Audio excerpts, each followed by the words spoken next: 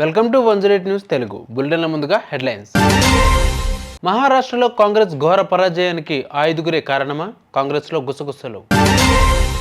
నాలుగోసారి వాయిదాకు సిద్ధపడుతున్న గ్రూప్ 2 పరీక్ష, అసలు కారణం ఏంటి? యువ రైతులకు పెళ్లిళ్లు కావడం లేదు. డిప్యూటీ సీఎం పవన్ కళ్యాణ్కు యువ రైతు నవీన్ విన్నపం. ముగిసిన ఐపీఎల్ మెగా వేలం, అత్యధిక ధర పలికిన ఆటగాళ్లు వీళ్ళే. మహారాష్ట్ర ఎన్నికల చరిత్రలో తొలిసారిగా కాంగ్రెస్ పార్టీ కేవలం 16 సీట్లకు మాత్రమే గెలుచుకుంది. ఘోర పరాజయం తర్వాత ఆ పార్టీ ఈవీఎంలపై ఆరోపణలు చేసింది. ఈవీఎంల డేటా వల్లే ఎన్నికల్లో ఓడిపోయామని కాంగ్రెస్ ప్రధాన కార్యదర్శి జయరాం రమేష్ అన్నారు.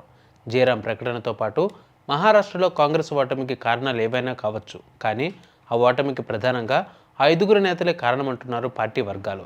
కేసీ వేణుగోపాల్, రమేష్ చిన్నితాల, నాని పటోలే, మధుసూదన్ మిస్త్రీ లోక్సభలో అద్భుతమైన పనితీరు కనబరిచిన తర్వాత గెలుపు బాధ్యతను ఈ ఐదుగురు కాంగ్రెస్ నేతల భుజస్కంధాలపై వేసుకున్నారు. అయితే దానిని విజయవంతం చేయడంలో ఈ నేతలు విఫలమయ్యారని విశ్లేషకులు చెబుతున్నారు.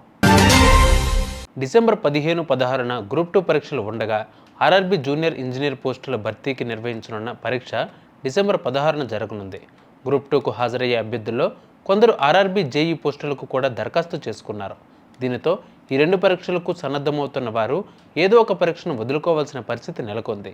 అభ్యర్థులు మాత్రం రెండు పరీక్షల్లో ఏదో ఒక పరీక్షను వాయిదా వేయాలని అటు రైల్వే శాఖకు, ఇటు తెలంగాణ రాష్ట్ర ప్రభుత్వానికి మొరపెడుతున్నారు. ఇదిలా ఉంటే టీజీపీఎస్పీ గ్రూప్ 2 పరీక్షలకు సంబంధించిన హాల్ టికెట్లను డిసెంబర్ 9 నుంచి విడుదల చేయనున్నట్లు టీజీపీఎస్పీ ఇప్పటికే స్పష్టం చేసింది. మొత్తం 18 విభాగాల్లో 783 గ్రూప్ 2 పోస్టుల భర్తీకి ఈ నియామక ప్రక్రియ చేపట్టనున్నారు. ఈ ఉద్యోగాలకు రాష్ట్ర వ్యాప్తంగా దాదాపు 5.51 లక్షల మంది అభ్యర్థులు దరఖాస్తు చేసుకుని పరీక్షల కోసం సిద్ధమవుతున్నారు. స్వలాభం కోసము, పార్టీల మైలేజ్ కోసము రాజకీయ నాయకులు చేసే పాదయాత్రలు, బస్సు యాత్రలు ఇప్పటివరకు మనం చూసాం.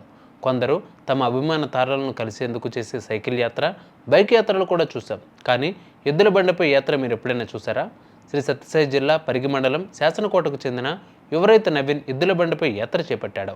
డిప్యూటీ సీఎం పవన్ కళ్యాణ్ కలిసేందుకు యువరైతు నవీన్ హిందూపురం నుంచి అమరావతికి ఎద్దుల బండిపై యాత్ర మొదలుపెట్టాడు. రైతులు ఎదుర్కొంటున్న సమస్యలు, మహిళలపై జరుగుతున్న అకృత్యాలు డిప్యూటీ సీఎం పవన్ కళ్యాణ్కు వివరించేందుకు యాత్ర చేపడుతున్నట్లు నవీన్ చెబుతున్నాడు. అన్నిటికంటే ముఖ్యమైనది, వ్యవసాయాన్ని నమ్ముకున్న యువ రైతులకు పిల్లనిచ్చే వాళ్ళు లేరని, పెళ్లిళ్ళు కావడం లేదని డిప్యూటీ సీఎం పవన్ కళ్యాణ్ దృష్టికి తీసుకెళ్తాను అంటున్నాడు నవీన్. యువ రైతులకు పెళ్లిళ్ళు కావాలంటే వ్యవసాయాన్ని లాభసాటిగా చేసే విధంగా ప్రభుత్వాలు చర్యలు తీసుకోవాలని, ఈ అన్ని వివరాలు సమగ్రంగా పవన్ కళ్యాణ్కు వివరించేందుకు ఎద్దుల బండి యాత్ర చేపట్టినట్లు నవీన్ వెల్లడించారు. నిన్న జరిగిన ఐపీఎల్ మెగా వేలంలో ఆటగాళ్ల ధరల వివరాలు ఇలా ఉన్నాయి. జరిగిన మ్యాచ్ సెట్ 1లో ఎవరు ఏ ధరకి పలికారో ఒకసారి చూద్దాం. హర్షదీప్ సింగ్ 18 కోట్లకు పీబీకేఎస్ తీసుకుంది. కగిసో రబడా 10.75 కోట్లకు జీటీ తీసుకుంది. శ్రేయస్ అయ్యర్ 26.75 కోట్లకు పీబీకేఎస్ పాడింది. జాస్ బట్లర్ 15.75 కోట్లకు జీటీ పాడింది. మిచెల్ స్టార్క్ 11.75 కోట్లకు ఢిల్లీ క్యాపిటల్స్ పాడింది. రిషబ్ పంత్ 27 కోట్లకు ఎల్ఎస్జీ తీసుకుంది. సెట్ 2 ముగిసిన తర్వాత ఇందులో మొత్తం 6 ప్లేయర్లను వేలం వేశారు. సెట్ 2లో చహల్ అత్యధిక ధరను దక్కించుకున్నాడు.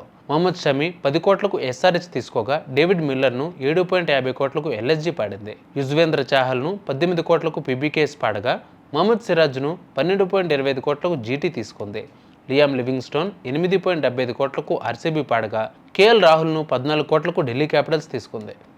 చూసారుగా ఇవాళ బులెటిన్ అప్డేట్స్. మరిన్ని అప్డేట్స్తో మళ్ళీ మీ ముందుకు వస్తాను. అందరికీ కీప్ వాచింగ్ 108 న్యూస్ తెలుగు.